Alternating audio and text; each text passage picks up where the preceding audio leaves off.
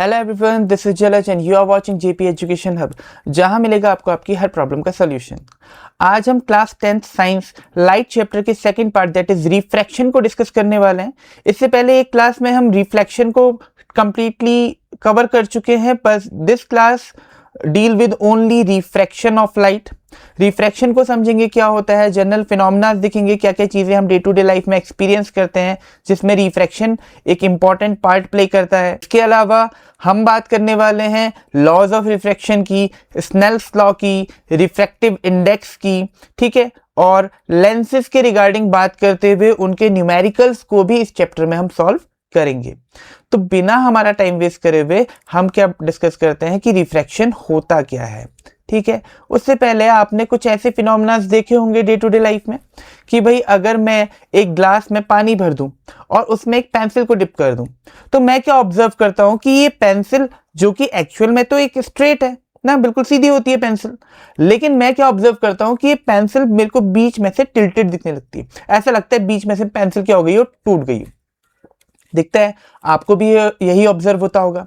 इसके अलावा अगर मैं कोई दूसरा फिनोमेना दिखाऊं जहां पर मैं बोलूं कि अगर मैं कॉइन को ग्लास में डाल देता हूं और फिर इस ग्लास में क्या करता हूं, पानी डाल देता हूं, पोर करता हूं, तो मुझे ऐसा लगता है कि जो कॉइन है वो थोड़ा सा क्या आ गया है, ऊपर आ गया है, लेकिन एक्चुअल में कॉइन उतनी ऊपर नहीं आया होता है। तो कॉइन हमें उसकी एक्चुअल पोजीशन पर नहीं दिख रहा है। तो ये कुछ ऐसे डे टू डे लाइफ के एग्जांपल्स हैं जहां पर refraction of light part play करता है। अब समझते हैं रिफ्रैक्शन ऑफ लाइट होता क्या है। अब रिफ्रैक्शन ऑफ लाइट क्या होता है कि अगर कोई लाइट रे है जो कि ट्रेवल कर रही है, ठीक है, एक मीडियम से दूसरे मीडियम में, इसका मतलब साफ है कि जो हमारा जो मीडियम है जिसमें लाइट ट्रेवल कर रही है, या तो फिर वो ट्रांसपेरेंट है या फिर वो ट्रांसल्यूसेंट है। ठीक है, क्योंकि तभी लाइट एक मीडियम से दूसरे मीडियम में ट्रेवल कर सकती है। अब मान लो कि यहां पर जो लाइट है वो ट्रेवल कर रही है एक मीडियम से, मान लेते हैं, आप स्क्रीन पे देखिए, एयर से, और कहां ट्रेवल कर रही है, मान लेते हैं कहां ट्रेवल कर रही है, वाटर में ट्रेवल कर रही है। कहां ट्रेवल कर रही है, वाटर में। ठीक है, तो हम बोलते हैं कि रिफ्रैक्शन क्या होता है कि लाइट जब ट्रेवल कर रही है, ठीक है, वो कहां से कहां को ट्रेवल कर रही है, ये एयर में थी अभी तक का, इस तरह से ट्रेवल कर रही थी। अब जैसे ही ये इस बाउंड्री से, एयर और वाटर के बीच की बाउंड्री से किस में आएगी, वाटर में आएगी, तो हम देखते हैं कि वो लाइट अपने सीधे सीधे पाथ को फॉलो नहीं कर रही है। वो लाइट क्या कर रही है, अपने सीधे सीधे पाथ को फॉलो नहीं कर रही है, इस तरह से बोल सकता हूं। तो लाइट अपने एक्चुअल पाथ में ना जाते हुए थोड़ी सी क्या हो गई, बेंट हो गई। अब लाइट का एक्चुअल पाथ क्या था कि भाई लाइट को तो यहां से सीधे सीधे ऐसे जाना चाहिए था ना, इधर को अपने एक्चुअल पाथ में जाना चाहिए था, लेकिन लाइट अपने एक्चुअल पाथ में ना जाते हुए अपने पाथ को क्या कर लेती है, चेंज कर लेती है, बेंड हो जाती है रे ऑफ लाइट, और इसी बेंडिंग को हम क्या बोलते हैं, रिफ्रैक्शन कहते हैं। मतलब जब भी लाइट रे किसी एक मीडियम से दूसरे मीडियम में ट्रेवल करती है तो अपने एक्चुअल पाथ को फॉलो ना करते हुए क्या हो जाती है, बेंड हो जाती है, और इसी बेंडिंग ऑफ लाइट को हम क्या बोलते हैं, रिफ्रैक्शन कहते हैं। क्यों होता है रिफ्रैक्शन, देखो लाइट क्या कर रही है, जब एक मीडियम से दूसरे मीडियम में ट्रेवल कर रही है। अब वही सारी चीजें हमें यहां पर भी देखने को मिलेंगी। ठीक है, यहां पर भी जो लाइट रेज हैं, देखो ग्लास के अंदर क्या है, पानी है, मतलब एक अलग मीडियम है, और ग्लास के ऊपर क्या है, एयर है, जहां पर खाली स्पेस है। ठीक है, तो यहां पर भी जो लाइट रेज हैं वो दो मीडियम्स में ट्रेवल कर रही हैं, जिसकी वजह से लाइट रेज क्या हो जा रही है, बेंड हो जा रही है, और जिसकी इसी वजह से जो इमेज है वो कैसी बन रही है, टिल्टेड इमेज बन रही है, थोड़ी सी टेढ़ी इमेज बन रही है। उसी तरह अगर मैं कॉइन वाली बात करूं तो यहां पर भी मीडियम चेंज हो जाते हैं। ठीक है, कॉइन किसके अंदर है, पानी के अंदर है, आप कहां है, पानी से बाहर, एयर में है। आप एयर से एक ऐसे ऑब्जेक्ट को देख रहे हो जो कि पानी के अंदर इमर्स्ड है, तो उस कंडीशन पे पहले जो लाइट रेज होंगी वो कहां ट्रेवल करेंगी, पानी में ट्रेवल करेंगी। ऑब्जेक्ट से जो लाइट रे आएगी वो कहां से कहां को आएगी, ऑब्जेक्ट से पानी के अंदर ट्रेवल कर रही होगी इस तरह से। अब जब तक पानी के अंदर ट्रेवल कर रही है तो भाई मीडियम में कोई चेंज नहीं है, लेकिन जैसे ही सरफेस में, इस बाउंड्री से ये कहां आ गया, अब एयर में आ गया, तो लाइट रे क्या हो जाएगी, बेंड हो जाएगी। लाइट रे क्या हो जाएगी, वैसे कहां जाना चाहिए था, सीधे इस तरह से जाना चाहिए था लाइट रे को, लेकिन अब क्या हुआ, क्योंकि भाई मीडियम चेंज हो गया तो लाइट रे क्या हो गई, बेंड हो गई, और बेंड होकर वो जो ऑब्जर्वर है उसकी आइस तक पहुंच रही है, और इसकी वजह से ऑब्जर्वर को वो ऑब्जेक्ट उसकी एक्चुअल पोजिशन पर ना दिखते हुए किसी दूसरी पोजिशन पर दिख रहा है। केस क्या था रिफ्रैक्शन ऑफ लाइट का। अब हमने ये तो बोला कि जब लाइट रे एक मीडियम से दूसरे मीडियम में ट्रेवल करती है तो वो बेंड हो जाती है, पर ऐसा होता क्यों? तो कॉजेज ऑफ रिफ्रैक्शन को समझते हैं कि जब भी लाइट रे एक मीडियम से दूसरे मीडियम में जाती है तो इन मीडियम्स के बीच में ऑप्टिकल डेंसिटीज में अंतर होता है। किस में अंतर होता है? ऑप्टिकल डेंसिटीज में। और ऑप्टिकल डेंसिटी में होने वाले अंतर की वजह से ये लाइट रेज की स्पीड क्या हो जाती है? चेंज हो जाती है। मतलब मीडियम 1 में इसकी स्पीड कुछ और होगी और मीडियम 2 में इसकी स्पीड कुछ और होगी। स्पीड में होने वाले इस चेंज की वजह से ही लाइट रेज क्या हो जाती हैं? बेंड हो जाती है। पर याद रखना, स्पीड में चेंज क्यों आया? क्योंकि ऑप्टिकल डेंसिटीज में डिफरेंस था। ऑप्टिकल डेंसिटीज जैसे आप नॉर्मली डेंसिटी स्टडी करते हो उससे थोड़ी सी डिफरेंट होती है। ऑप्टिकल डेंसिटी बेसिकली ये बताती है कि किसी भी मीडियम से लाइट कितनी इजीली और कितनी हार्डली फ्लो कर सकती है। ठीक है, कितनी इजीली पास हो सकती है, कितनी हार्डली पास हो सकती है, ऑप्टिकल डेंसिटी यही बताती है हमें। ठीक है, तो ऑप्टिकल डेंसिटी के रिगार्डिंग अगर हम बात करें कि किसमें स्पीड ज्यादा होगी और किसमें स्पीड क्या होगी? कम होगी। तो देखो, वैक्यूम क्या होता है? जहां पर कुछ भी नहीं होता, मतलब जहां एयर भी नहीं होती, मतलब जहां कोई पार्टिकल्स ही नहीं है। तो वैक्यूम में क्योंकि वहां कोई पार्टिकल्स ही नहीं है तो वहां पर जो स्पीड होती है लाइट की वो मैक्सिमम होती है, दैट इज 3 × 10⁸ मीटर पर सेकेंड। पर अगर हम एयर की बात करें तो एयर में वैक्यूम के कंपैरिजन में थोड़ी सी कम होती है, पर इतना कम अंतर होता है कि हम इसको नेग्लिजिबल मान लेते हैं और वैक्यूम और एयर में लगभग बराबर मान लेते हैं हम स्पीड ऑफ लाइट।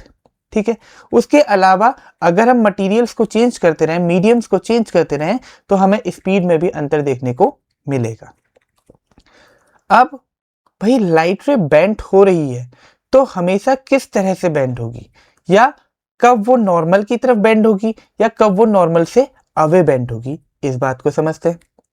तो यहां पर आप देख सकते हैं कि हमने दो मीडियम्स को यहां पर फाइनलाइज किया है। फर्स्ट वाले में देखिए आप, यहां पर हमने पहला मीडियम रेयरर लिखा है। रेयरर मतलब जिसकी ऑप्टिकल डेंसिटी कम है। जिसकी ऑप्टिकल डेंसिटी क्या है? कम है। ऑप्टिकल डेंसिटी कम होगी तो स्पीड ऑफ लाइट क्या होगी? ज्यादा होगी। इस बात को याद रखना, ऑप्टिकल डेंसिटी कम है। और दूसरा मीडियम क्या रखा है? डेंसर मीडियम, मतलब जिसमें ऑप्टिकल डेंसिटी ज्यादा है। तो इसकी स्पीड ऑफ लाइट, इसमें स्पीड ऑफ लाइट क्या हो जाएगी? अपने आप ही कम हो जाएगी। अब इस कंडीशन पर अगर हम इस केस को देखें तो भाई ये जो इंसिडेंट रे है जो रेयरर मीडियम से आ रही है ट्रेवल करती हुई, ठीक है, इस पॉइंट पर इंसिडेंट होती है। इस पॉइंट पर अगर हम नॉर्मल ड्रॉ करें तो जो ये एंगल बना, ये एंगल क्या है? हमारा एंगल ऑफ इंसिडेंस है। ठीक है, तो हम देखते हैं कि ये रिफ्रैक्ट हो गई, ये अपने एक्चुअल पाथ में ना जाते हुए बेंड हो गई। अब आप देख सकते हैं इसकी बेंडिंग किसके अलोंग हुई है। ठीक है, इसको कैसे जाना चाहिए था? इस पॉइंट से बिल्कुल ऐसे सीधा जाना चाहिए था, लेकिन सीधी नहीं गई है। किसकी तरफ चलेगी? हल्की सी किसकी तरफ चलेगी? नॉर्मल की तरफ चलेगी। तो ये किसकी तरफ बेंड हो गई?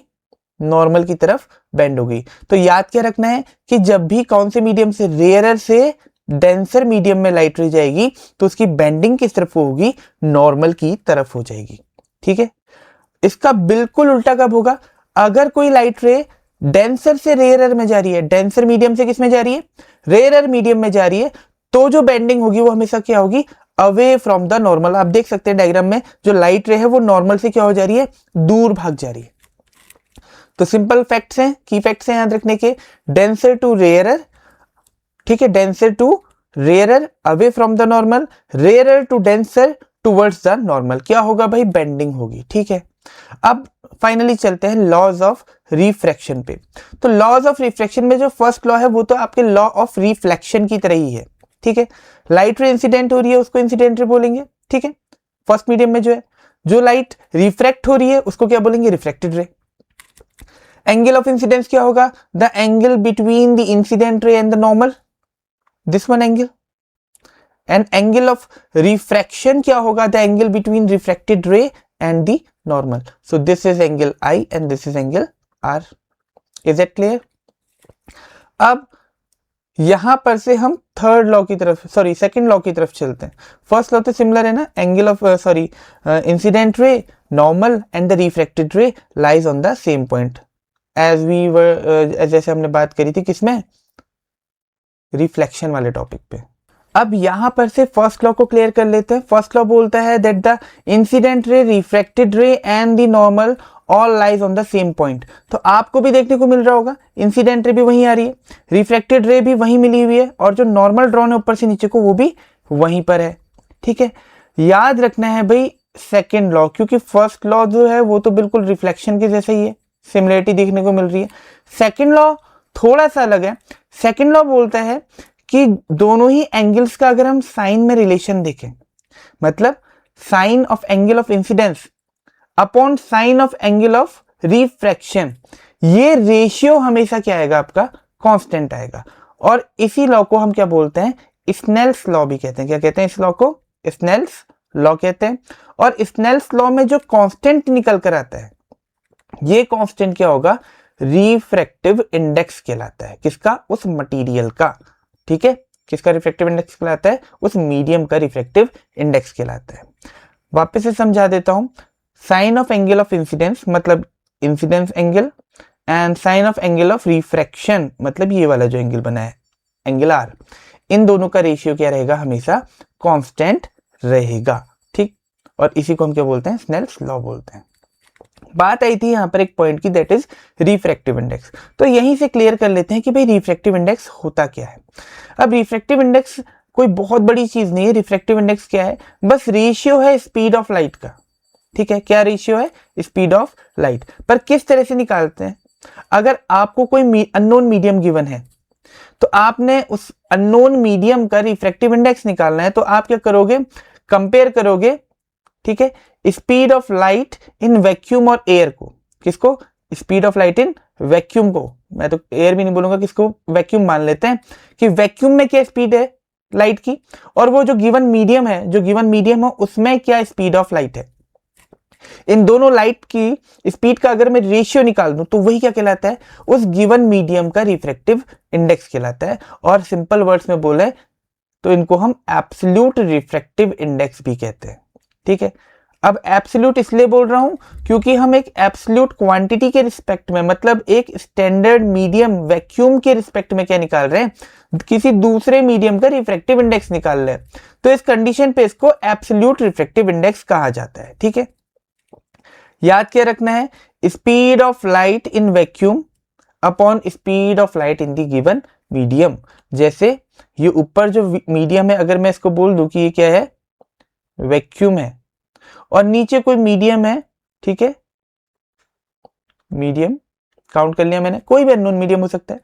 तो मुझे क्या देखना है कि भाई यहां पर कितनी स्पीड थी, भाई यहां पर तो सबको पता है कितनी होती है, मीटर पर सेकेंड। तो यहां की स्पीड हमें गिवन होगी अगर, तो हम इजिली क्या निकाल लेंगे भाई, रिफ्रैक्टिव इंडेक्स को हम फाइंड आउट कर लेंगे। ठीक है, और यही रिफ्रैक्टिव इंडेक्स को निकालने का दूसरा तरीका क्या है, स्नेल्स लॉ की हेल्प से आप निकाल सकते हो, sine i upon sine r करते हुए। अब इसी कंपैरिजन में, वैक्यूम के कंपैरिजन में हमें डिफरेंट मीडियम्स का रिफ्रैक्टिव इंडेक्स गिवन है। जैसे एयर में मैंने आपको कहा था कि एयर में स्पीड ऑफ लाइट में बहुत माइन्यूट सा अंतर आता है, बहुत कम, लेकिन इसी वजह से जो एयर का रिफ्रैक्टिव इंडेक्स है वो कितना है, 1.0003 हो जाता है। मतलब वैक्यूम से ज्यादा डेंस है एयर, इस बात को याद आपने रखना है। अब जैसे जैसे हम बात करें, आइस की बात करें तो आइस का 1.31 है, वाटर का 1.33 है, अल्कोहल का 1.6 है, केरोसिन का 1.44 है ना। तो जैसे जैसे हम इसमें देखते रहेंगे तो रिफ्रैक्टिव इंडेक्स क्या हो रहा है, हमारा बढ़ रहा है। रिफ्रैक्टिव इंडेक्स बढ़ रहा है, यहां पर आप याद रखना, रिफ्रैक्टिव इंडेक्स बढ़ रहा है तो हम बोलेंगे कि मीडियम की ऑप्टिकल डेंसिटी भी इंक्रीज हो रही है। और कितनी बार आपको ये मीडियम का रिफ्रैक्टिव इंडेक्स भी हेल्प करेगा कि आपके लिए कौन सा मीडियम रेयरर है और कौन सा मीडियम डेंसर है। ठीक, तो ये जो आपको टेबल गिवन है, ये किसके रिगार्डिंग गिवन है, वैक्यूम के रिगार्डिंग क्या निकाला गया है, यहाँ पर रिफ्रैक्टिव इंडेक्स निकाला गया। मतलब स्पीड ऑफ लाइट का कंपैरिजन किससे हुआ है, वैक्यूम से हुआ है। पर जरूरी थोड़ी है कि हर बार आपको जो दो मीडियम गिवन हो, जो पेयर ऑफ मीडिया गिवन हो, वो वैक्यूम, उनमें से एक वैक्यूम हो। अगर वो दोनों ही पेयर ऑफ मीडिया अलग अलग है, उनमें से एक भी वैक्यूम नहीं है या एयर नहीं है, तो उस कंडीशन पर अगर आपने दो अननोन मीडियम्स को का रिफ्रैक्टिव इंडेक्स निकालना है आपस में कंपेयर करके, तो उसको हम बोलते हैं रिलेटिव रिफ्रैक्टिव इंडेक्स। चलो इसे भी समझते हैं, बहुत आसान है। मान लेता हूं जो मेरा पहला मीडियम है, इसको मीडियम 1, ठीक है, 1 मान लिया, और इसको क्या मान लिया, मीडियम 2 मान लिया। मीडियम 1 में अगर स्पीड ऑफ लाइट v1 है और मीडियम 2 में अगर स्पीड ऑफ लाइट कितनी है, v2 है, तो रिलेटिव रिफ्रैक्टिव इंडेक्स क्या है? अगर मैं बोलूं मुझे सेकंड मीडियम का, ठीक है, किसका, m2 का क्या निकालना है, रिफ्रैक्टिव इंडेक्स निकालना है, किसके रिस्पेक्ट में, m1 के रिस्पेक्ट में, मतलब सेकंड मीडियम का रिफ्रैक्टिव इंडेक्स निकाल रहा हूं फर्स्ट मीडियम के रिस्पेक्ट में, ठीक है। तो इसको हम क्या बोलेंगे, refractive index of second medium with respect to first medium. इसको हम, आपने अगर बुक में देखा होगा तो n से भी रिप्रेजेंट किया है, किससे रिप्रेजेंट किया है, n से, तो मैं इसको n21 भी बोल सकता हूँ, ठीक है। अभी 10th क्लास में हम n ही बोल रहे थे उसको, तो n21 मतलब refractive index of second medium with respect to first medium. क्या होता है, speed of light in first medium, क्या बोल देना हमने, speed of light in first medium upon speed of light in second medium. मतलब अगर मैं सेकंड मीडियम का फर्स्ट मीडियम के रिस्पेक्ट में निकाल रहा हूं रिफ्रैक्टिव इंडेक्स, तो मैं फॉर्मूला में बिल्कुल उल्टा बोलूंगा अगर मैं स्पीड ऑफ लाइट के रिगार्डिंग कंपैरिजन कर रहा हूं। जैसे क्या बोल दूंगा, speed of light in first medium ऊपर आ जाएगा और speed of light in second medium कहाँ आ जाएगा, नीचे आ जाएगा।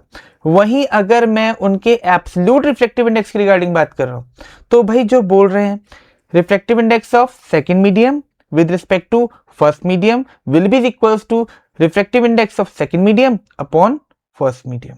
तो जब एब्सोल्यूट रिफ्रैक्टिव इंडेक्स की बात करोगे तब तो वही लिखेंगे फॉर्मूले में भी जो हम बोल रहे हैं, ठीक है। लेकिन जब हम स्पीड ऑफ लाइट के टर्म पे बात करेंगे तो मीडियम 1 की स्पीड ऊपर आ जाएगी और मीडियम 2 की स्पीड कहाँ आ जाएगी, नीचे आ जाएगी। बस इतना सा आपने याद रखना है। न्यूमेरिकल्स की रिगार्डिंग चेक करते हैं, न्यूमेरिकल जनरली आते हैं, मतलब रिलेटिव रिफ्रैक्टिव इंडेक्स के भी आते हैं, पर एब्सोल्यूट के ज़्यादा देखे हैं मैंने भी अधिकतर।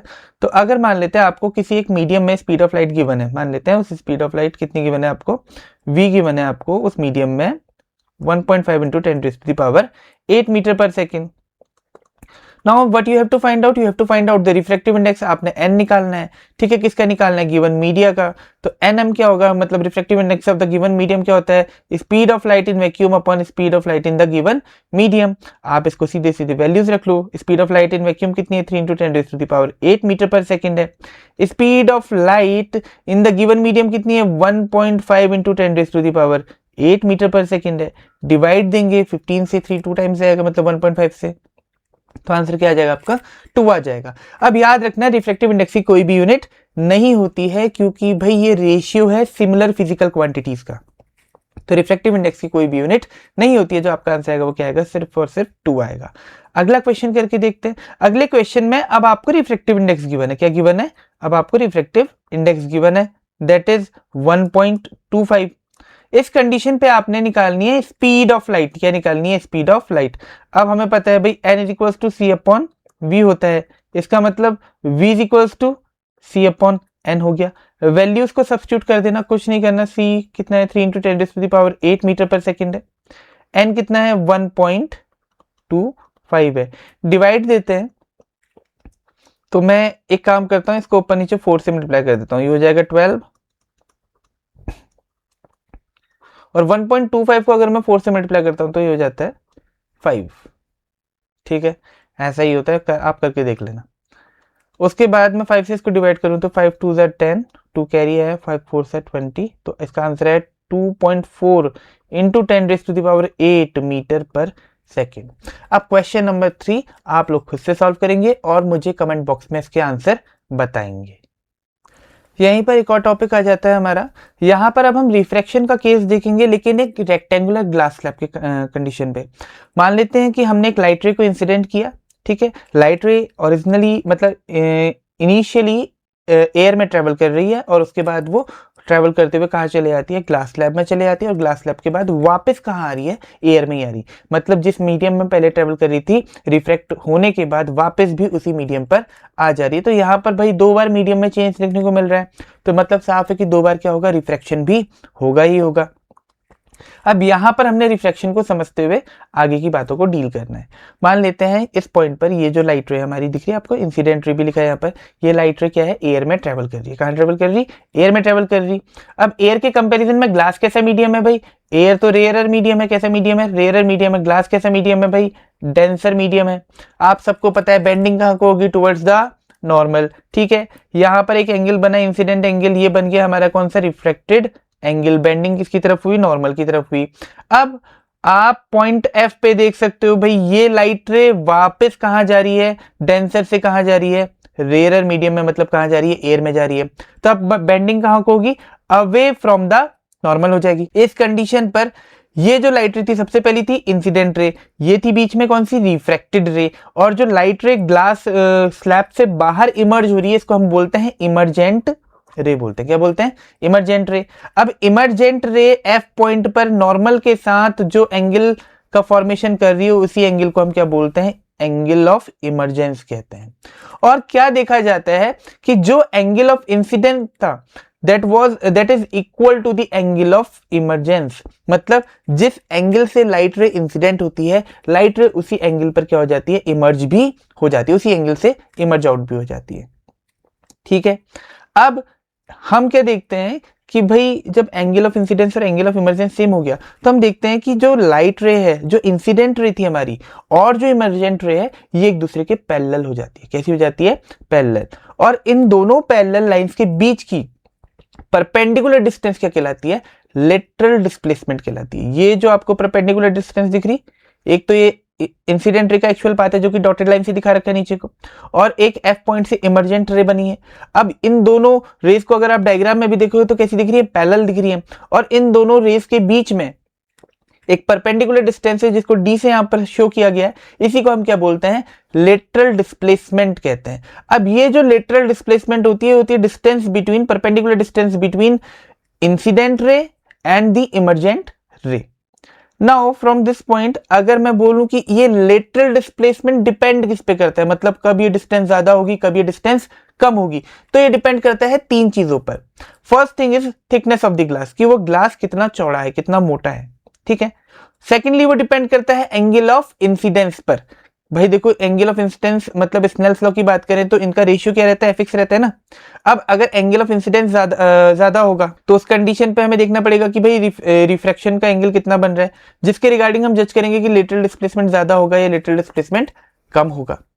ठीक है, अब उसके बाद अगर मैं बोलूं कि भाई एंगल ऑफ इंसिडेंस बढ़ाओगे, जनरल टर्म पे अगर मैं बोल रहा हूँ, अगर मैं रेयर से डेंसर में जा रहा हूँ, एंगल ऑफ इंसिडेंस अगर आप बढ़ाओगे तो भाई सो आपका लेटरल डिस्प्लेसमेंट है वो भी क्या हो जाएगा, बढ़ जाएगा। अब उसी तरह से अगर मैं बोलूँ रिफ्रैक्टिव इंडेक्स के रिगार्डिंग, तो भाई जिसका ग्लास का रिफ्रैक्टिव इंडेक्स जितना ज़्यादा होगा उसमें लेटरल डिस्प्लेसमेंट भी उतना ज़्यादा देखने को मुझे मिलेगा। ठीक है, तो ये तीन फैक्टर्स है, थिकनेस ऑफ द स्लैब है, angle of incidence and the refractive index है। इन तीनों पे डिपेंड करता है कि जो लेटरल डिस्प्लेसमेंट है उसकी वैल्यू क्या होगी।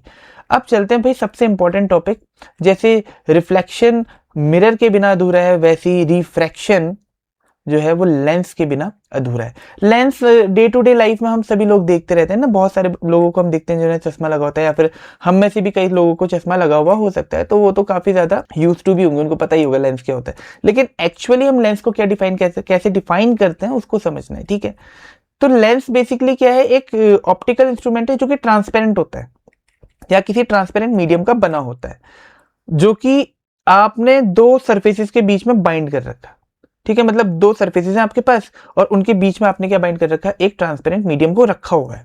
ठीक है, अब कंडीशन क्या है कि ये जो दो सरफेसेस के बीच में आपने बाइंड किया, ये दो में से कोई ना कोई एक सरफेस, दोनों भी हो सकते हैं, पर कम से कम एक सरफेस कैसा होना चाहिए, स्पेरिकल होना चाहिए या फिर कर्व्ड होना चाहिए। ठीक है, तब वो क्या कहलाएगा, आपका लेंस कहलाएगा। अदरवाइज तो रेक्टेंगुलर ग्लास स्लैब भी है ना, वो भी तो ट्रांसपेरेंट मीडियम है, लेकिन उसके सरफेसेस कैसे होते हैं, फ्लैट होते हैं, तो वो कभी भी लेंस नहीं कहलाएगा। लेंस के लिए कंडीशन क्या है कि जो भी आपके दो सरफेसेस हैं उन दो में से मिनिमम वन सरफेस कैसा होना चाहिए, कर्व्ड होना चाहिए, दूसरा हो या ना हो उससे कोई भी फर्क नहीं पड़ता। पर 10th क्लास में जो हम लेंसेज को स्टडी करेंगे, इनके दोनों सरफेसेस हम क्या देखते हैं, कर्व देखते हैं। ठीक है, दोनों सरफेसेस कैसे होते हैं, इनके कर्व सरफेसेस होते हैं। अब कर्व होगा तो भैया दो तरह का होगा ना, कहीं केव बन रहा होगा तो वो कॉनकेव हो जाएगा, जहां बल्जिंग आउट सरफेस होगा, बाहर को निकला हुआ सरफेस होगा, वो क्या हो जाएगा, हमारा कॉन्वेक्स हो जाएगा। तो उसके रिगार्डिंग फिर से लेंसेज कितने बन जाते हैं, कॉनकेव लेंस और कॉन्वेक्स लेंस में कन्वर्ट हो जाते हैं।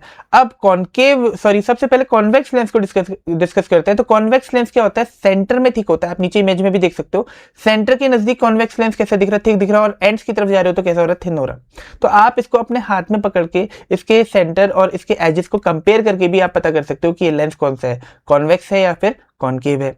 ठीक है, एक तरह का कन्वर्जिंग लेंस होता है। कैसा लेंस होता है ये, कन्वर्जिंग मतलब कि अगर मैं इस पे एक पैरेलल बीम ऑफ लाइट भेजूं, ठीक है, इंसिडेंट करवाऊं, तो इस पूरी बीम ऑफ लाइट को क्या कर देगा, किसी एक पॉइंट पर क्या कर देगा, सब कन्वर्ज कर देगा, सारी लाइट रेज एक ही पॉइंट पर मिला देगा। ठीक है, तो आपने भी बचपन में किया होगा कि आपने लेंस लिया होगा, धूप में गए होंगे और आपने कागज जलाने की कोशिश किया, ऐसे इस तरह की कुछ एक्टिविटीज करी होंगी। ठीक है, तो भाई वो जो लेंस आपने देखा था ना, जिससे आप लाइट रेज को कंसंट्रेट कर पा रहे थे किसी एक पॉइंट पर, जिसकी वजह से आप पेपर को जला दे रहे थे, वो कौन सा लेंस था, वो कॉन्वेक्स लेंस था। आपने बेसिकली उसको मैग्नीफायर की तरह यूज किया होगा, मैग्निफिकेशन की तरह के लिए यूज किया होगा। तो वो कौन सा लेंस है, कॉन्वेक्स लेंस है आपका। वैसे ही बात करें अगर कॉनकेव लेंस की, तो कॉनकेव लेंस क्या होता है, जिसमें बेंड इन सरफेस होते हैं। तो यहाँ पर आप देख सकते हो दोनों सरफेसेस कैसे हैं, बेंड इन है। ये सेंटर की तरफ थिक दिख रहा होगा और एजेस की तरफ कैसा लग रहा होगा, थिक लग रहा होगा। ये बिल्कुल उल्टा होता है कॉन्वेक्स का। ये क्या करता है, लाइट रेज को डाइवर्ज करने का, फैलाने का काम कर देता है। ठीक है, उसके बाद बहुत सारी चीजें धीरे धीरे हम दोनों लेंस के बारे में डिस्कस करते रहेंगे। बस कॉनकेव और कॉन्वेक्स आपने याद रखना है। कॉनकेव कैसा है, डाइवर्जिंग है। ठीक है, इसके दोनों सरफेसेस कॉनकेव होते हैं, मतलब बेंड इन सरफेसेस होते हैं। कॉन्वेक्स क्या होता है, कन्वर्जिंग होता है, इसके दोनों सरफेसेस बल्जिंग आउट सरफेस होते हैं। अब कुछ टर्म्स के बारे में स्टडी कर लेते हैं। वैसे तो लगभग मिरर अगर आपको समझ में आ गया था, तो लेंस में ये टर्म समझने में आपको मुश्किल नहीं होने वाली है। अब देखो, जो स्पेरिकल मिरर्स थे वो भी स्पेयर से बने थे, तो भाई स्पेरिकल लेंस भी किससे बने होंगे, स्पेयर से बने होंगे। मतलब उनके जो सरफेसेस हैं वो किससे बने होंगे, स्पेयर से बने होंगे।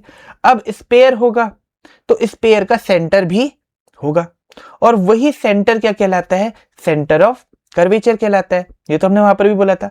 अब क्योंकि यहां पर दो सरफेसेस हैं, आपने देखा ना, हमने जब लेंस को कंपेयर किया तो हमने देखा कि इस पे दो कर्व सरफेसेस है। भाई दो कर्व सरफेसेस है मतलब दो स्पेयर भी होंगे, दो स्पेयर होंगे तो सेंटर भी कितने होंगे, दो होंगे। ठीक है, तो यहां पर से लेंसेज में क्या आता है, सेंटर भी दो हो जाते हैं, रेडियस भी दो हो जाती है, फोकस भी दो हो जाते हैं। तो क्योंकि दो स्पेयर है तो सारी चीजें क्या हो जाएंगी, डिवाइड हो जाएंगी ना। अब यहां पर इस पॉइंट को हम क्या बोलेंगे, फिर स्पेयर के सेंटर को क्या बोलेंगे, सेंटर ऑफ कर्वेचर बोलेंगे। और सेंटर ऑफ कर्वेचर को ही हम 2f से भी रिप्रेजेंट करते हैं। किससे रिप्रेजेंट करते हैं, 2f से, मतलब ट्वाइस ऑफ द फोकल से। ठीक, तो अगर कहीं पर आपको लेंस वाले डायग्राम्स में C1 या C2 देखने को ना मिले, तो मैंने वहां पर क्या लिखा होगा, 2f1 या 2f2 लिखा होगा। ठीक है, बात वही रहती है, डिस्टेंसेस भी सेम रहती हैं। अब रेडियस ऑफ कर्वेचर क्या होगा, जो आपका स्पेयर आपने लिया है, उस स्पेयर की रेडियस ही क्या है, कि आपकी रेडियस ऑफ कर्वेचर है। ऑप्टिकल सेंटर, भाई आप लेंस को इक्वल टू पार्ट्स में डिवाइड करने के लिए एक्सिस बनाओ, वो एक्सिस दोनों जहां पर इंटरसेक्ट करेंगी, ठीक है, एक हॉरिजॉन्टल एक्सिस और एक वर्टिकल एक्सिस, जहां पर एक दूसरे को इंटरसेक्ट करेंगी, वही क्या कहलाएगा, लेंस का ऑप्टिकल सेंटर कहलाएगा। ठीक है, तो लेंस के सेंटर में सबसे सेंटर का जो पार्ट होता है, सबसे सेंटर का जो पॉइंट होता है, वही क्या कहलाता है, ऑप्टिकल सेंटर कहलाता है। प्रिंसिपल एक्सिस क्या है, आपने ये पकड़ा सेंटर ऑफ कर्वेचर, आपने पकड़ा ऑप्टिकल सेंटर, तो एक स्केल से आपने एक स्ट्रेट लाइन खींच दी between centre of curvature and optical centre, और इसको दोनों तरफ एक्सटेंड कर दिया, तो यही क्या बन गई, आपकी प्रिंसिपल एक्सिस बन जाती है। अब बात आती है जब हम प्रिंसिपल फोकस को डिफाइन करते हैं, तो भाई प्रिंसिपल फोकस जैसे मिरर्स में हमने पढ़ा था, भाई कॉनकेव के लिए अलग पढ़ा था और कॉन्वेक्स के लिए अलग पढ़ा था, क्योंकि दोनों का नेचर अलग है, पर समझना बड़ा आसान है। ठीक है, लेंस की अगर मिरर्स की बात भी करें, तो वो पॉइंट था ना जहां से एक parallel beam of light after reflection pass out हुई थी, या फिर अपेयर्स टू बी पासिंग हुई थी। यहां पर क्या होता है, हम सिमिलर बात करेंगे, बट यहां पर डाइवर्ज और कन्वर्ज की बात करेंगे, मतलब सब कुछ सेम रहेगा वैसे ही जैसे हमने मिरर्स के लिए पढ़ा था, बस मिरर्स का नेचर बदल गया है। ठीक है, तो जब हम क्या कॉनकेव को डिफाइन करेंगे, अब हम लेंस की बात कर रहे हैं, तो भाई कॉनकेव लेंस जो है, ये कॉनकेव मिरर से बिल्कुल अपोजिट नेचर शो करता है। तो कंफ्यूज नहीं होना है, मिरर वाले कॉन्सेप्ट को मिरर पे छोड़ देना है, लेंस वाले को लेंस के साथ ही रखना है। तो कॉनकेव लेंस डाइवर्जिंग लेंस होता है। कैसा लेंस होता है, डाइवर्जिंग लेंस होता है। अब अगर मैं इस कॉनकेव लेंस से एक पैरेलल रे ऑफ लाइट, किसके पैरेलल, प्रिंसिपल एक्सिस के पैरेलल रे ऑफ लाइट को पास करवाता हूं, तो रिफ्रैक्शन के बाद ये लाइट रे क्या हो जाएगी भाई, डाइवर्ज हो जाएगी। क्या होगा, डाइवर्ज तो होगी, क्योंकि एक ऐसा लेंस है, डाइवर्जिंग लेंस है। अब डाइवर्ज हो जाएगी तब तो ये प्रिंसिपल एक्सिस पे कहीं मिलेगी नहीं, पर प्रिंसिपल फोकस फोकस कहाँ होता है, point on the principal axis होता है। तो ये जिस पॉइंट से डाइवर्ज होती हुई दिख रही है, अगर मैं उस पॉइंट को एक्सटेंड करके देखूं और देखूं कि वो extended light rays principal focus पर कहां पर मिल रही है, तो वही पॉइंट क्या कहलाता है आपका, प्रिंसिपल एक्सिस पर कहां मिल रही है, वही पॉइंट क्या कहलाता है आपका, प्रिंसिपल फोकस कहलाता है। ठीक है, क्या किया, एक पैरेलल रे ऑफ लाइट पास करी, किसके पैरेलल, प्रिंसिपल एक्सिस के पैरेलल थी वो, हमने लेंस से पास करी, लेंस के बाद वो लाइट रे क्या होगी, डाइवर्ज होगी। डाइवर्ज होगी तो प्रिंसिपल एक्सिस पे तो मिलेगी नहीं, तो किस पॉइंट से डाइवर्ज हो रही है उसको हम देखेंगे कि वो किस पॉइंट से डाइवर्ज होती हुई लग रही है, और वही पॉइंट प्रिंसिपल एक्सिस पर क्या कहलाता है, उसका प्रिंसिपल फोकस कहलाता है। कॉन्वेक्स के टर्म पे इस चीज को डिफाइन करना बड़ा इजी हो जाता है, क्योंकि अगर मैं किसी कॉन्वेक्स लेंस से एक रे ऑफ लाइट को पास करवाता हूं जो कि पैरेलल है प्रिंसिपल एक्सिस के, और वो रिफ्रैक्शन के बाद जिस भी पॉइंट से होती हुई पास होती है, प्रिंसिपल एक्सिस के जिस भी पॉइंट से होते हुए पास होती है, वही पॉइंट आपका क्या कहलाता है, प्रिंसिपल फोकस कहलाता है। अब जैसे यहां पर रिफ्रैक्शन के बाद ये लाइट रे बेंड हुई और किससे पास हो गई, इस पॉइंट से पास हुई प्रिंसिपल एक्सिस में, तो यही पॉइंट क्या कहलाएगा, मेरा प्रिंसिपल फोकस कहलाएगा। कॉन्केव लेंस के लिए हम बोलेंगे appears to be diverging from, और हम कॉन्वेक्स लेंस के लिए बोलेंगे the point where it converges on the principal axis और passes on the principal axis. ठीक है, बातें आई समझ में, बहुत मुश्किल नहीं है वो समझना, बहुत आसान सी चीज है। चलिए अब कुछ स्पेशल लाइट रेज के रिगार्डिंग हम बात कर लेते हैं। अब स्पेशल लाइट रेज हैं तो तीन जो रूल्स हमारे 1 2 3 तीनों को अलग अलग लाइट रेज से हम कोशिश करेंगे शो कर पाए। अब सबसे पहले ray parallel to the principal axis, मतलब एक रे ऑफ लाइट है जो कि किसके पैरेलल है, प्रिंसिपल एक्सिस के पैरेलल है। तो इस कंडीशन में क्या देखने को मिलेगा, हमने एक रे ऑफ लाइट बना दी, ठीक है, ग्रीन कलर से बना रहा हूं फर्स्ट रूल के लिए, ये पैरेलल है प्रिंसिपल एक्सिस के, तो भाई ये क्या हो जाएगी, ये डाइवर्ज हो जाएगी। क्या हो जाएगी, ये डाइवर्ज हो जाएगी। लेकिन डाइवर्ज होगी कहां से, किस पॉइंट से डाइवर्ज होती हुई लगेगी भाई, फोकस से। कैसे डाइवर्ज होगी, हमेशा फोकस से। ठीक है, वैसे ही अगर मैं कॉन्वेक्स लेंस के लिए बात करूं, तो कॉन्वेक्स लेंस को अगर मैं यहां पर एक पैरेलल रे ऑफ लाइट पास करवाता हूं, पैरेलल रे ऑफ लाइट पास करवाता हूं, तो ये क्या हो जाएगी, पास होगी हमेशा किससे, फोकस से, वो डाइवर्ज होती भी लगेगी फोकस से, और ये क्या होगी, पास हो जाएगी फोकस से। तो पहला रूल तो है कि पैरेलल रे ऑफ लाइट हमेशा या तो फिर कॉन्केव है तो फोकस से डाइवर्ज होगी, और कॉन्वेक्स है तो फोकस पे ही फॉल होगी। फर्स्ट रूल समझ में आया। सेकंड रूल बोलता है कि अगर कोई लाइट रे है जो कि फोकस से ही पास हो रही है, किससे पास हो रही है, फोकस से। चलिए बनाते हैं एक लाइट रे जो कि इंसिडेंट कहां पर हो जाए, फोकस पे इंसिडेंट हो जाए। ठीक है, ये हुई, ये फोकस से इंसिडेंट हो रही है लाइट रे। तो वो बोलता है कि इंसिडेंट होने के बाद ये लाइट रे कन्वर्ज हो जाएगी। लेकिन एक मिनट रुक जाओ, ये थोड़ा गलत हो गया, ये लाइट रे नहीं है वो। कॉनकेव के केस में क्या होता है ना, कॉनकेव के केस में ये light ray appears to be falling on the focus होना चाहिए। अब कौन सा फोकस, ये F2 वाला फोकस। हाँ, तो अगर मैं एक लाइट रे को इंसिडेंट करवाता हूं जो कि ऐसा लग रहा है कि कहां फॉल होने वाली है, F2 पर फॉल होने वाली है, एक्चुअल फॉल नहीं करेगी, हाँ ऐसा लग रहा है कि यहां पर इंसिडेंट होगी, तो ये रिफ्रैक्शन के बाद कैसी हो जाएगी भाई, पैरेलल हो जाएगी। कैसी हो जाएगी, ये पैरेलल, इस तरह से। अगर कोई लाइट रे ऐसा लगता है कि फोकस पे फॉल करती है, तो रिफ्रैक्शन के बाद क्या हो जाएगी, कॉनकेव के लिए बोल रहा हूं, क्या हो जाएगी, parallel to the principal axis हो जाएगी। उसी तरह से अगर यहां पर कोई लाइट रे मैं फर्स्ट फोकस से पास करवाता हूं, देखो याद रखना, कॉनकेव के लिए सेकेंड फोकस और कॉन्वेक्स के लिए फर्स्ट फोकस। अगर मैं यहां से कोई लाइट रे पास करवाता हूं इस तरह से, तो ये रिफ्रैक्शन के बाद क्या हो जाएगी भाई, पैरेलल हो जाएगी इस तरह से। इतना आया समझ में। अब बनता है हमारा लास्ट रूल। लास्ट रूल बड़ा सिंपल है, ऑप्टिकल सेंटर का रूल है। क्या रूल है, ऑप्टिकल सेंटर से। मान लेते हैं हमने एक लाइट रे को पास करवाया, कहां से पास करवाया, ऑप्टिकल सेंटर मतलब बीचों बीच से। तो अगर मैं यहां से लाइट रे को पास करवाता हूं, तो भाई इसमें कोई भी रिफ्रैक्शन मतलब कोई भी बेंडिंग ऑफ लाइट आपको देखने को नहीं मिलेगी। ठीक है, उसी तरह अगर मैं कॉन्वेक्स में भी पास करवाऊं, तो अगर वो लाइट रे ऑप्टिकल सेंटर पे फॉल कर रही है, तो उस पर कोई भी आपको बेंडिंग देखने को नहीं मिलेगी, मतलब ये नॉर्मल की तरह क्या करेगी, बिहेव करने वाली है। तो ये 3 स्पेशल केसेस हैं जिसकी हेल्प से हमने अपकमिंग सारे के सारे जो हमारे रे डायग्राम्स हैं उनका फॉर्मेशन करना है। आगे बढ़ते हैं। Image formation by convex lens, ठीक है।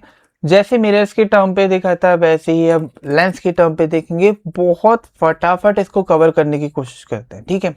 ऑब्जेक्ट सबसे पहले हमने कहा रखा है, इन्फिनिटी पे रखा है। हमारे पास 3 स्पेशल केसेस हैं, हमने 3 में से किसी भी 2 केसेस का यूज करना है, क्योंकि लाइट के फॉर्मेशन के लिए मिनिमम, सॉरी, इमेज के फॉर्मेशन के लिए मिनिमम 2 लाइट रेज का रिक्वायरमेंट होता है, ये सभी को पता है, ठीक है। तो कोई भी 2 रूल्स का हम यहाँ पर फॉलो कर सकते हैं। अब क्योंकि ये इन्फिनिटी पर है और इन्फिनिटी से आने वाली लाइट रे हमेशा कैसी होती है भाई, पैरेलल होती है। तो भाई एक लाइट रे आ गई पैरेलल, कहाँ जाएगी, रूल नंबर 1, पैरेलल लाइट रे कहाँ से पास होती है, फोकस से पास होती है। ऐसे ही एक और लाइट रे बनाते हैं, वो भी इन्फिनिटी से आ रही है, वो भी कैसी आएगी, पैरेलल आ रही है। वो भी कहाँ से पास होगी भाई, फोकस से पास होगी, ठीक है। तो दोनों की दोनों लाइट रेज कहाँ मिल रही हैं, फोकस पे मिल रही है। तो इमेज कहाँ बनेगी, जहां पर 2 लाइट रेज मिलती है वहीं पर क्या बनती है, इमेज बनती है। अब भाई ऑब्जेक्ट इतना बड़ा इन्फिनिटी पे रखा हुआ, ठीक है, इमेज कैसी बन रही भाई, यहाँ फोकस पॉइंट साइज बन रही है, ठीक है, लेकिन एक्चुअल मीटिंग ऑफ लाइट से तो बन रही है, लाइट रेज एक्चुअल मीट कर रहे हैं। तो क्योंकि लाइट रेज एक्चुअल मीट कर रही है तो बोलेंगे भाई इमेज कैसी है, रियल है और इन्वर्टेड होगी। अब कहाँ बन रही है, फोकस पे बन रही है, एट f2 पे इसका फॉर्मेशन हो रहा है, और कैसी बन रही है, हाईली डिमिनिश बन रही है, ऑब्जेक्ट के साइज के कंपैरिजन में बहुत छोटी इमेज यहाँ पर बनती हुई दिख रही है। आगे चलते हैं दूसरे केस में। अगर मैं ऑब्जेक्ट को 2f1 के पीछे रख दूं, मिरर लेंस के सामने लेकिन 2f1 के पीछे रखा है, तो इस कंडीशन पर हम ऑब्जेक्ट को प्रिंसिपल एक्सिस से ऊपर दिखाएंगे और इमेज के फॉर्मेशन के लिए मिनिमम 2 लाइट रेज को तो हमने पास करना ही है। तो फर्स्ट लाइट रे को यहाँ हेड से पास करते हैं, parallel to the principal axis. आपको पता है रिफ्लेक्शन के बाद कहां से पास होगी, फोकस से पास होगी, इस तरह से, ठीक है। अब इसी तरह से दूसरे रूल का यूज करता हूं मैं, और कौन से रूल का यूज करूं, मुझे सबसे अच्छा लगता है कि मैं ऑप्टिकल सेंटर से पास करवा दूं। कहां से पास करवा दूं, ऑप्टिकल सेंटर से। तो अगर मैं यहां ऑप्टिकल सेंटर से एक रे ऑफ लाइट को पास करवाता हूं, ये करवा दी ऑप्टिकल सेंटर से। अब आपको दिख रहा है दोनों लाइट रेज कहीं पर मिल रही है, कहां पर मिल रही है दोनों लाइट रेज, इस पॉइंट पर मिल रही है। तो इस पॉइंट पर बन जाएगा ऑब्जेक्ट का हेड और ये बन गई उसकी tail, rest of the body, ठीक है। तो ये क्या बन गई भाई, आपकी इमेज बन गई। यहां क्या बन गई, इमेज। अगर मैं बोलूं ऑब्जेक्ट का नाम ए बी है तो इमेज क्या होगी, ए डैश बी डैश।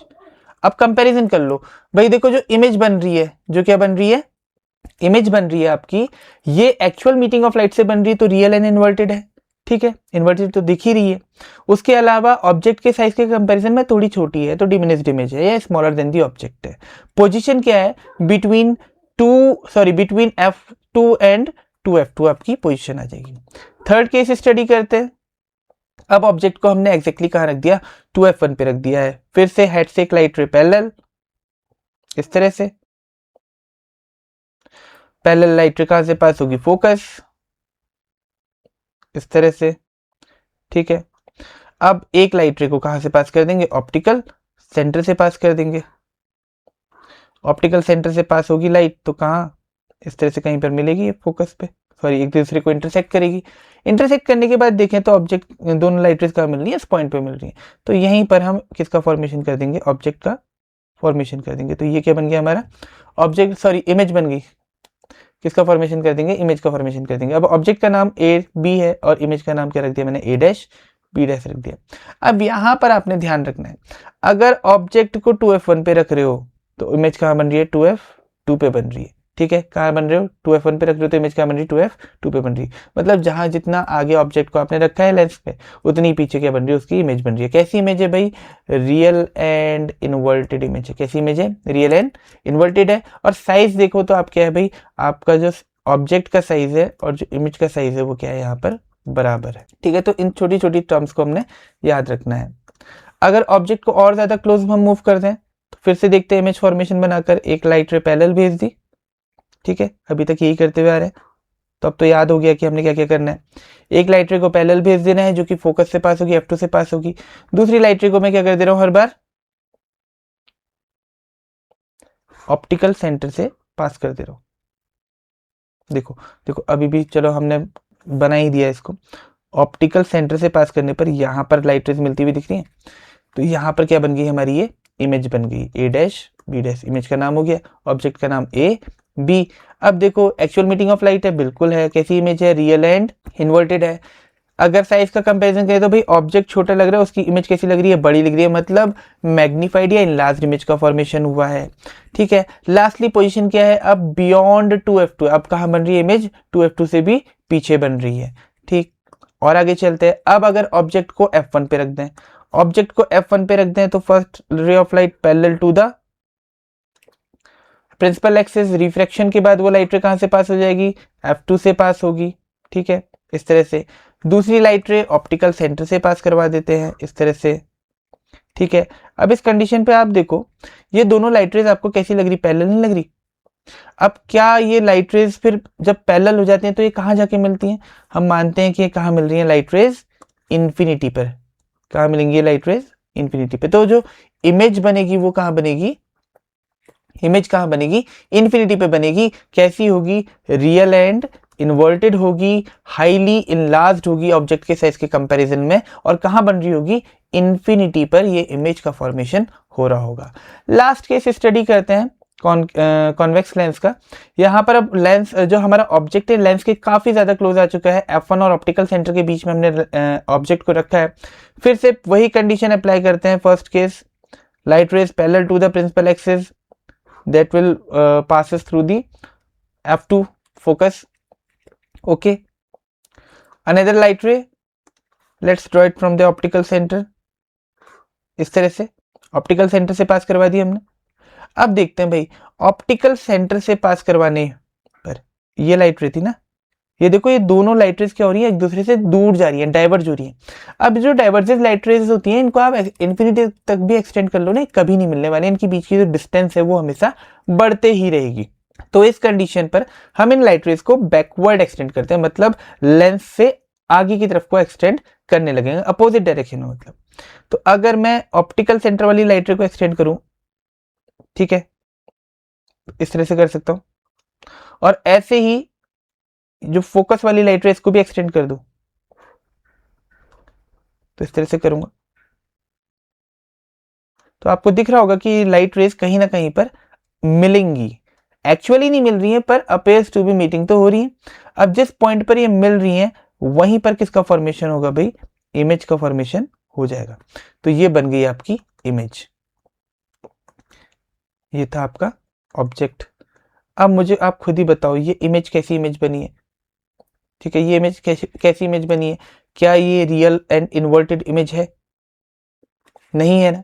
क्या ये इन्वर्टेड, क्या ये रियल इमेज है, नहीं है, क्योंकि ये एक्चुअल मीटिंग ऑफ लाइट से बनी नहीं रही है, ये तो light rays appears to be meeting हो रही है। मतलब यहाँ पर जो इमेज बनी इस केस में कैसी बनी, वर्चुअल इमेज बनी। और देखो ऑब्जेक्ट भी सीधा रखा है, इमेज भी सीधी बनी है, मतलब कैसी है, इरेक्ट है।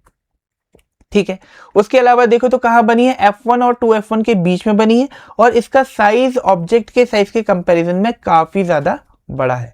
ठीक है, तो ये तो थे आपके 6 केसेस किसके लिए, कॉन्वेक्स लेंस के लिए। ठीक है, जनरल सिनेरियो, जनरल कंपैरिजन अगर आप देखो तो इस टेबल पर हम कंपैरिजन करके देख सकते हैं, जिसमें सभी 5 के 5 केसेस में हमेशा रियल और इन्वर्टेड इमेज बनती है। सिर्फ एक ही केस ऐसा होता है कॉन्वेक्स लेंस के लिए जिसमें वर्चुअल और इरेक्ट इमेज का फॉर्मेशन होता है। अब चलते हैं कॉनकेव लेंस पर। कॉनकेव लेंस के लिए भी अगर मैं बोलूं ऑब्जेक्ट को इन्फिनिटी पे रख देते हैं तो इन्फिनिटी से आने वाली लाइट रेज कैसी होती हैं, पैरेलल होती है प्रिंसिपल एक्सिस के, और रिफ्लेक्ट कहां से हो जाएंगी, फोकस के सीधाई से। तो इस पॉइंट की बात कर सकते हैं कि फोकस की सीधाई से क्या होगी, लाइट रेज हमारी रिफ्लेक्ट होगी। ऐसी बॉटम से भी देखो तो लाइट रेज पैरेलल आएंगी, लेकिन रिफ्लेक्ट कहां से होंगी भाई, फोकस की सीधाई से हो जाएंगी। अब ये दोनों लाइट रेज डाइवर्ज हो रही है, दोनों लाइट रेज क्या हो रही है, डाइवर्ज हो रही है। और डाइवर्जेस लाइट रेज तो इन्फिनिटी में कहीं पर भी एक्सटेंड कर लो वो मिलती नहीं है, तो हम इनको क्या करते हैं, बैकवर्ड डायरेक्शन पे एक्सटेंड करते हैं। मतलब इस लाइट रे को मैं ऐसे पीछे की तरफ क्या करूंगा, एक्सटेंड करूंगा। तो मान लेते हैं ये लाइट रे यहाँ से पास हो रही, यहाँ से डाइवर्ज हो रही, और ये भी अपेयर्स टू बी फॉलिंग हो रही, कहाँ पर, इस पॉइंट पर। तो इस पॉइंट पर ये दोनों light rays appears to be meeting लग रही, तो इसलिए हम बोलेंगे कि यहाँ पर क्या बन रही है, इसकी एक इमेज बन रही है। यहाँ पर क्या बन रही है, इसकी एक इमेज। अब क्योंकि ये image actual meeting of light rays से नहीं बनी है, तो ये इमेज कौन सी है भाई, ये इमेज है आपकी वर्चुअल इमेज। कैसी इमेज है, वर्चुअल इमेज है। ऑब्जेक्ट के साइज के कंपैरिजन में हाईली डिमिनिश्ड है, बहुत ज्यादा छोटी है, और हम बोलेंगे कि इमेज बन कहाँ रही है, F1 पर बन रही है। आगे चलते हैं, दूसरा केस देखते हैं। अब अगर मैं यहां पर ऑब्जेक्ट को मिरर के सामने कहीं भी रख दूं, सॉरी लेंस के सामने कहीं भी रख दूं, भले ही बियॉन्ड 2f1 रखूं, एट 2f1 रखूं, बिटवीन 2f1 एंड f1 रखूं, बिटवीन एट f1 रखूं, between f1 and optical centre रखूं, मैं ऑब्जेक्ट को इस लेंस के सामने कहीं पर भी रख दूं, किसी भी फाइनाइट डिस्टेंस पे रखूं, सब में रिजल्ट सेम आएगा।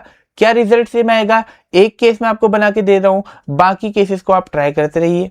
ठीक है, तो हमने टॉप से एक रे ऑफ लाइट पैरेलल इंसिडेंट कर दी, हमें पता है भाई ये रे ऑफ लाइट क्या हो जाएगी, डाइवर्ज हो जाएगी इस तरह से। ठीक है, और एक रे ऑफ लाइट इसको मैं ऑप्टिकल सेंटर से पास करवा देता हूं। कहां से पास करवा देता हूं, ऑप्टिकल सेंटर से, होगी पास ऑप्टिकल सेंटर से इस तरह से। भाई एक येलो वाली लाइट ऊपर को जा रही, ऑप्टिकल सेंटर वाली नीचे को आ रही, क्या आपको लगता है कभी मिलेंगी, कभी नहीं मिलने वाली। तो हम क्या करते हैं, इन लाइट रेस को एक्सटेंड कर देते हैं। तो भाई ये लाइट रे तो यहां से एक्सटेंड हो गई इस तरह से। अब जो एक्सटेंडेड लाइट रेज हैं, क्या ये किसी पॉइंट पर मिल रही हैं, बिल्कुल मिल रही हैं, इस पॉइंट पर मिल रही हैं। तो इसी पॉइंट पर किसका फॉर्मेशन हो जाएगा, हमारे इमेज का फॉर्मेशन हो जाएगा। ये क्या बन गई, हमारी इमेज बन गई। ठीक है, ये ए सॉरी ये बी, ये ए डैश में लगा देते हैं, और ये क्या है हमारा ए बी ऑब्जेक्ट हो गया। अब कंपैरिजन करके देखते हैं, क्या लाइट रेज एक्चुअली मीट कर रही थी, नहीं कर रही थी भैया, तो क्या हो गया, ये वर्चुअल एंड इरेक्ट इमेज हो गई। इरेक्ट क्यों बोल रहा हूं, क्योंकि ऑब्जेक्ट सीधा और उसकी इमेज भी कैसी बनी है, सीधी बनी है। अब सेकेंडली कहां पर बन रही है, कहां पर बन रही है image, between optical centre and F1। कहां बन रही है इमेज, ऑप्टिकल सेंटर और F1 के बीच में बन रही है। आप ऑब्जेक्ट कहीं भी हटा के देख लेना, इमेज हमेशा यहीं बनेगी। ठीक है, तो ऑप्टिकल सेंटर और F1 के बीच में इमेज बन गई, जो कि साइज में ऑब्जेक्ट के कंपैरिजन में कैसी है, बहुत ज्यादा छोटी है। तो यहीं से हम कंक्लूड करते हैं कि हमने दो ही केस पढ़े कॉनकेव लेंस के लिए, और हमने देखा कि यहां हमेशा वर्चुअल एंड इरेक्ट इमेज का फॉर्मेशन होता है, और जो इमेज बनती है ये ऑब्जेक्ट के साइज में कंपैरिजन में हमेशा कैसी होती है, ऑब्जेक्ट से छोटी ही होती है। अब इन्हीं इमेज फॉर्मेशन के रिगार्डिंग या इन्हीं सारे चीजों के रिगार्डिंग हम देखते हैं कि इन दोनों लेंसेज का काम क्या होता है। अब कन्वर्जिंग लेंस, कॉनकेव लेंस की अगर सॉरी कॉन्वेक्स लेंस की अगर मैं बात करूं, तो इसको मैग्नीफाइंग ग्लास में यूज करते हैं, कैमराज में यूज किया जाता है रियल इमेजेस बनाने के लिए, माइक्रोस्कोप्स में यूज करते हैं, प्रोजेक्टर्स में यूज करते हैं, इवन हमारी जो आईज होती हैं ना, ह्यूमंस की आईज होती हैं, इसमें भी जो लेंस होता है, ये लेंस भी कैसा होता है, कॉन्वेक्स लेंस ही होता है। और स्पेक्टिकल्स में यूज करते हैं इसको, स्पेक्टिकल्स में हाइपरमेट्रोपिया को ट्रीट करने के लिए इस लेंस का यूज किया जाता है। वहीं अगर मैं कॉनकेव लेंस की बात करूं, तो स्पेक्टिकल्स में मायोपिया के करेक्शन के लिए यूज किया जाता है। पीप होल्स ऑफ डोर, मतलब जो डोर में जो सिक्योरिटी के लिए छोटे से होल्स नहीं बने होते, जहां से झांक कर देखा जा सकता है, वहां पर जो कैमरा लगा होता है, सॉरी वहां पर जो लेंस लगा होता है वो कॉनकेव लेंस होता है। क्यों, क्योंकि कॉनकेव लेंस वाइडर एरिया को कवर कर सकता है, क्योंकि ये बड़ी चीज को छोटा दिखा देता है।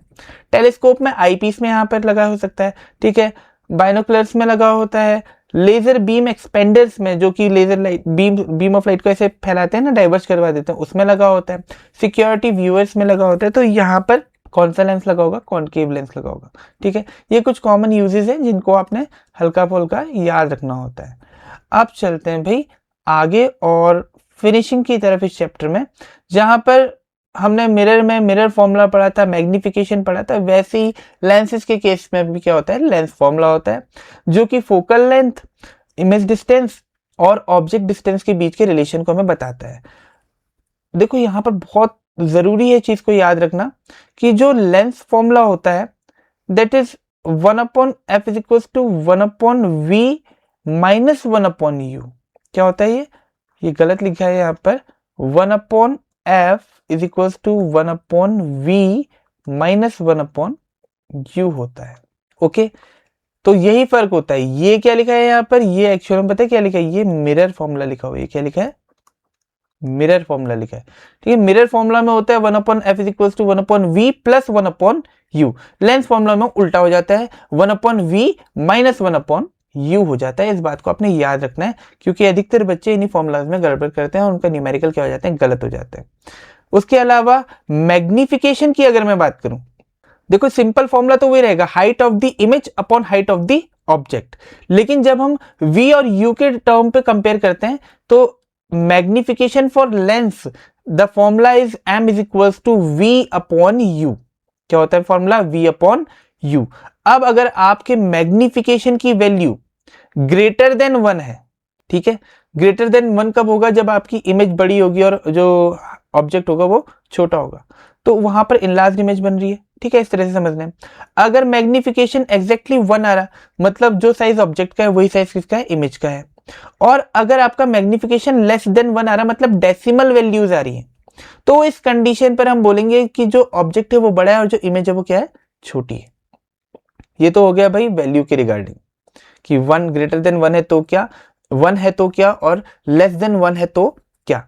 लेकिन अगर मैग्निफिकेशन पॉजिटिव आ रहा या मैग्निफिकेशन नेगेटिव आ रहा, तो ये नेचर ऑफ इमेज को बता देता है कि रियल है, इन्वर्टेड है, या फिर वर्चुअल एंड इरेक्ट है, ठीक है। तो अगर आपका मैग्निफिकेशन नेगेटिव आ रहा, इसका मतलब साफ है कि आपकी हाइट जो आपने कोई भी एक हाइट जो आपकी इमेज की है वो कैसी है, नेगेटिव है, ठीक है। ऑब्जेक्ट हाइट तो हमेशा पॉजिटिव होती है, इमेज की हाइट क्या है, नेगेटिव। और नेगेटिव हाइट किसकी होती है, जो कि प्रिंसिपल एक्सिस से नीचे की तरफ को बनती हो इमेज, मतलब कैसी बनती हो, इन्वर्टेड बनती हो। अगर कोई इमेज इन्वर्टेड है तो क्या होगी, नेचर में रियल होगी। तो अगर आपका मैग्निफिकेशन नेगेटिव है, मतलब जो आपकी इमेज है वो क्या है, रियल एंड इन्वर्टेड है। अगर आपका मैग्निफिकेशन पॉजिटिव है तो आप क्या बोलोगे कि इमेज क्या है, वर्चुअल एंड इरेक्ट है। इसके बाद एक और चीज आती है, अगर मैं कभी लेंसेज को क्या करूं, सॉरी लेंसेज की पावर निकालने की बात करूं। अब पावर क्या होता है कि कोई लेंस आने वाली लाइट रेस को कितना ज्यादा कन्वर्ज कर सकता है या कितना ज्यादा डाइवर्ज कर सकता है, यही क्या होती है, लेंस की पावर कहलाती है, कि वो किस हद तक क्या एबिलिटी है उसकी लाइट रेस को कन्वर्ज करने की और डाइवर्ज करने की। That is known as the power of the lens, and this power is वी से inversely proportional to the focal length of the lens. आप ये मान के चलो कि जिस लेंस की फोकल लेंथ जितनी कम होगी उसकी पावर उतनी ज्यादा होगी, मतलब उसकी कन्वर्जिंग और डाइवर्जिंग कैपेसिटी, एबिलिटी उतनी ही ज्यादा होगी। तो जो फॉर्मूला भी बनता है पावर फाइंड आउट करने के लिए, जो फॉर्मूला बनता है that is P is equals to 1/f, where f should be taken in meter. f किस में होना चाहिए, मीटर में। बहुत सारे बच्चे कंफ्यूज होते हैं, सेंटीमीटर में आपको फोकल लेंथ गिवन होती है, आपसे पावर निकालने को बोलते हैं, फॉर्मूला इतना सिंपल है, P इक्वल्स टू 1/f है, लेकिन आप f को मीटर में कन्वर्ट करते ही नहीं हो, सेंटीमीटर में सॉल्व करते हो और लास्ट में आंसर गलत। अब पावर की यूनिट क्या होती है, डायप्टर होती है। पावर की यूनिट क्या होगी, डायप्टर। अब क्योंकि पावर का फॉर्मूला है 1/f, मतलब पावर डायरेक्टली मतलब टोटली किस पे डिपेंड कर रही है, वैसे तो इनवर्सली डिपेंड कर रही है, पर किस पे डिपेंड कर रही है, फोकल लेंथ पे।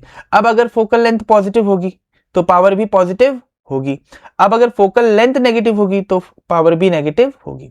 तो सोचो जरा, कौन से लेंस की फोकल लेंथ पॉजिटिव होगी, कौन से लेंस की फोकल लेंथ नेगेटिव होगी। तो इसके लिए हम क्लियर कर देते हैं कि जो कॉनकेव लेंस होता है इसकी फोकल लेंथ नेगेटिव होती है, और जो कॉन्वेक्स लेंस होता है इसकी फोकल लेंथ पॉजिटिव होती है। ये सब कुछ किस पे डिपेंड कर रहा है, साइन कन्वेंशन पे, जिसके रिगार्डिंग मैंने एक क्लास ऑलरेडी यहां पर अपलोड करी हुई है, तो आप उसको देख सकते हैं। आगे चलते हैं और अब जो फॉर्मूलाज हमने पढ़े थे इनका यूज करते हैं और कुछ न्यूमेरिकल्स के आंसर निकालते हैं। अब देखो ये पहला वाला तो असर्शन रीजनिंग का क्वेश्चन है, जो कि आजकल बहुत ज्यादा चल रहे हैं हमारे। A convex lens of a focal length 20 centimeter is placed in front of an object at 10 centimeter। ठीक है, एक कॉन्वेक्स लेंस है जिसकी फोकल लेंथ कितनी है, 20 सेंटीमीटर है। ठीक है, आपको क्या गिवन है भाई, फोकल लेंथ गिवन है 20 सेंटीमीटर। ठीक है, मान लेते हैं ये एक कॉन्वेक्स लेंस बना लेता हूं मैं, और इसकी जो फोकल लेंथ है, मतलब यहां ये जो फोकल लेंथ है, ये इन्होंने बोला ये 20 सेंटीमीटर है। ठीक है, ये F1 मान लेता हूं मैं, और जो ऑब्जेक्ट है वो 10 सेंटीमीटर से आगे रखा है, मतलब यहां कहीं रखा होगा, मान लो ये 10 सेंटीमीटर है। अब वो बोल रहे the image found will be virtual and direct.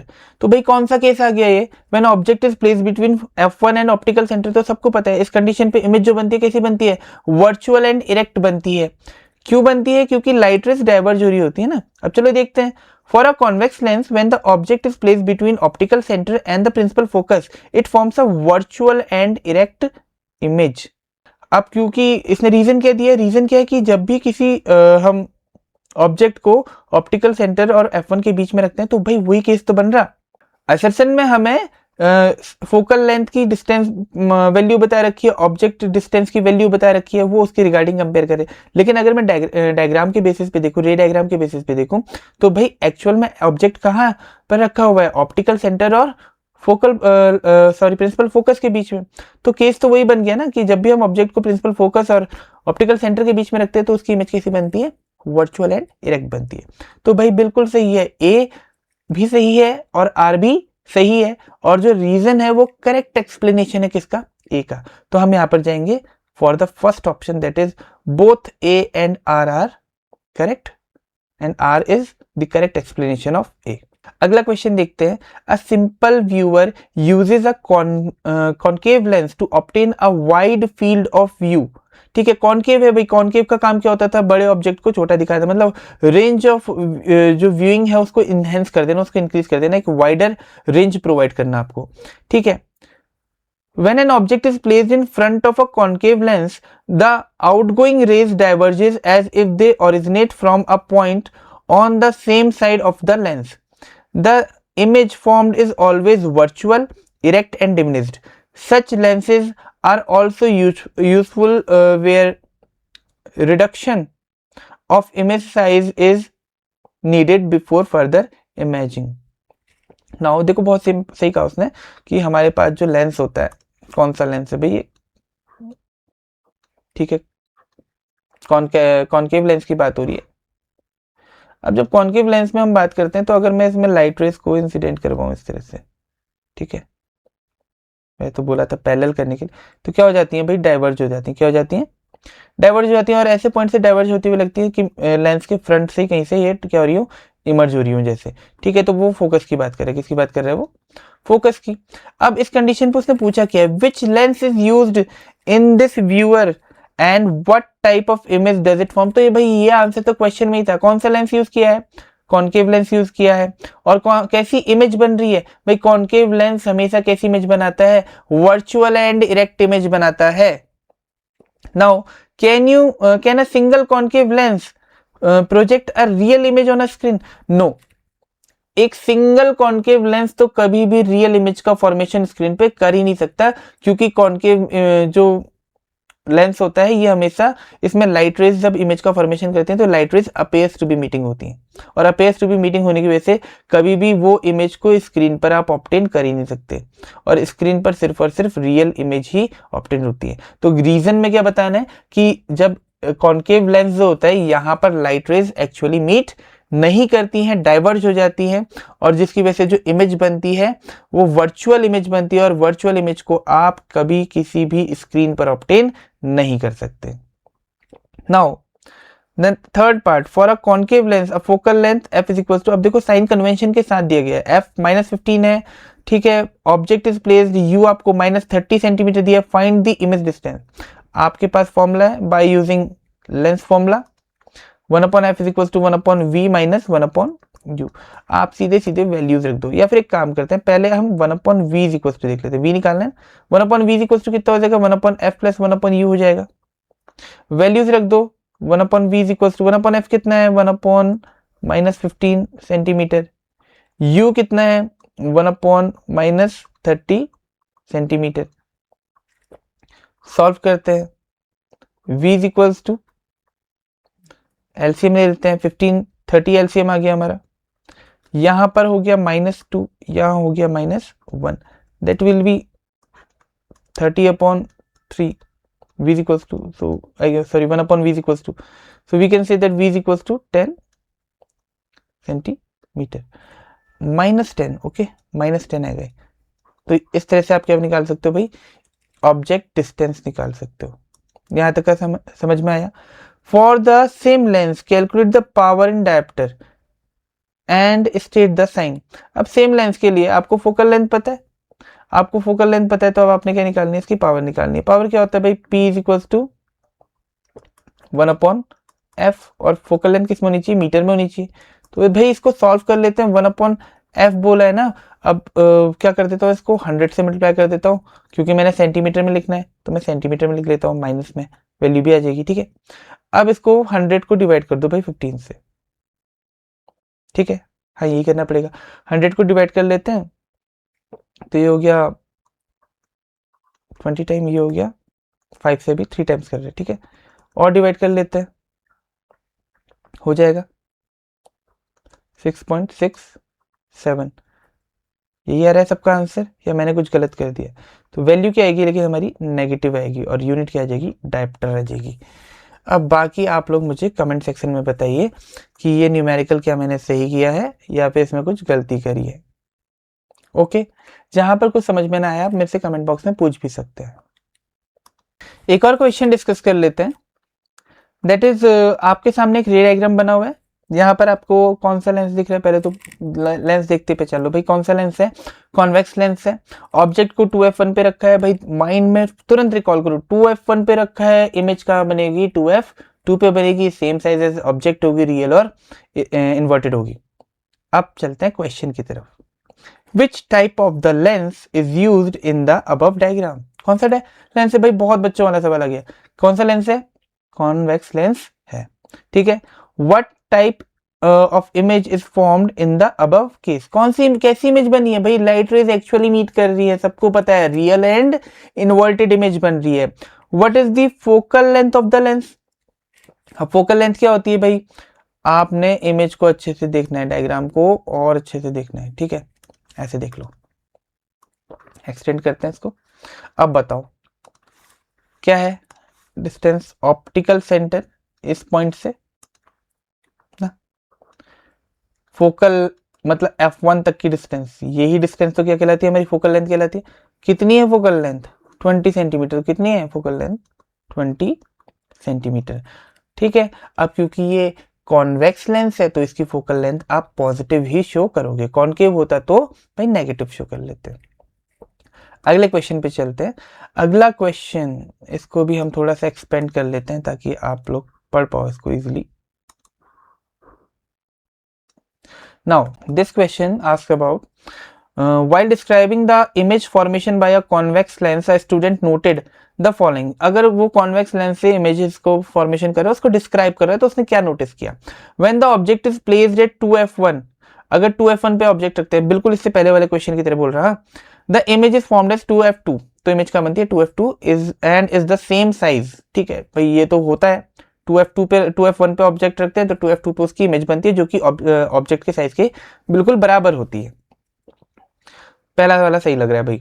When the object is placed between f1 and 2f1, f1 और 2f1 के बीच में रखा है ऑब्जेक्ट को, the image is real inverted and magnified. बिल्कुल सही बोल रहा है। देखो अगर हम 2f1 से आगे को लाते हैं ना ऑब्जेक्ट को, तो उसकी इमेज हमेशा इमेज का साइज जो होता है वो बढ़ते रहता है, मतलब मैग्नीफाइड इमेज बनती है। और अभी तो वो कैसी बनेगी, रियल और इन्वर्टेड ही बनेगी। सिर्फ एक ही केस होता है जहां पर रियल और इन्वर्टेड इमेज नहीं बनती। तो भाई ये दूसरा वाला पॉइंट भी बिल्कुल सही है। f1 और 2f1 के बीच में जैसे हम ऑब्जेक्ट को रखते हैं ना, इसकी इमेज कहां बनती है, बियॉन्ड 2f2 बनती है, जो कि रियल और इन्वर्टेड होती है और मैग्नीफाइड तो होती है। अब दूसरा पॉइंट भी सही है। तीसरा पॉइंट देखते हैं, when the object is placed at f1, अगर ऑब्जेक्ट को हम f1 पे रख रहे हैं, ठीक है, फर्स्ट फोकस पे रख रहे हैं, the image is formed at infinity. भाई तीनों केसेस अभी पढ़े हमने और हम कंफर्म बोल सकते हैं कि तीनों केसेस क्या है, सही है। तो जो हमारा ऑप्शन नंबर 3 है, मतलब सी जो ऑप्शन है फर्स्ट सेकंड एंड थर्ड, भाई ये तीनों ही क्या है, हमारे करेक्ट स्टेटमेंट है। आज की क्लास अगर आपको समझ में आई है तो भाई लाइक कर दो, सब्सक्राइब कर दो और अपने फ्रेंड्स लोगों को भी सजेस्ट करो, ठीक है। और मैं चाहता हूं कि आप लोग हमेशा मेरे साथ ऐसे ही आगे भी जुड़े रहें। तो आज के इस टॉपिक को हम यहीं पर खत्म करते हैं और अब मैं आपसे पूछना चाहता हूं कि आप क्या चाहते हैं मैं अपना नेक्स्ट क्लास किस टॉपिक के ऊपर आपको रिकॉर्ड करके यहाँ पर अपलोड करूं। Thanks for listening, that's all for today.